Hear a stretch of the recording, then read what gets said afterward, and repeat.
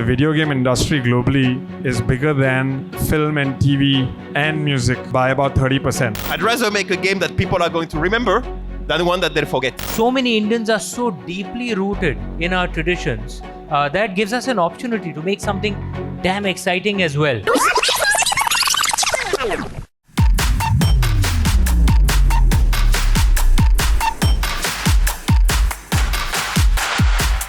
What is up, Brut India? Today we are joined by a super cool panel. So we're at a gaming conference. I thought we should ask about your gaming history. Would love to know what games have you guys played in the past or currently? Age of Bhaarat, I guess, will be the first game that I will play end to end. You have to. You have to. I've started doing games when I was 11 years old, so it means 40 years ago. Recently, obviously, a game like Black Myth Wukong is a very good example of what we can do, and it's one of the key games for us when we started thinking about Age of Bhaarat. We've all enjoyed games like God of War, Ragnarok, Wukong, but those are all cultures that are not living tradition. But when you're making games on Indian epics, that is living tradition in our country. So the million-dollar question is, how are you going to make an exciting game without offending anyone? I think it's both a challenge and an opportunity. And how we are approaching this narratively is, look, if you're in the world of the Ramayana, you as a player don't get to play Lord Ram. That's not going to happen. If we see Lord Ram and Ravan's battle as the meta narrative of the world of the Ramayana, you are a forest warden who is fighting the minor Rakshasas, right?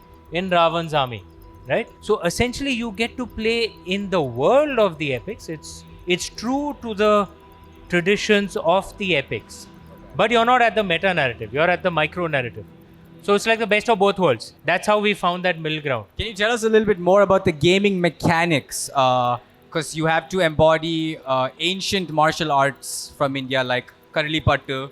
So was there anything distinct from sort of embodying that compared to Western or Japanese combat? My biggest goal in this specific case is to create a world where actually you're going to be willing to behave in the way you think in Indian epics. Let's first focus on creating the playground and make sure that this playground gives you the possibility of playing in a way that is going to make you remember things you might have seen in movies or might have read in books. You're one of the few people who have actually taken an Indian story and made it global. I'm sure things change from making a film to a game.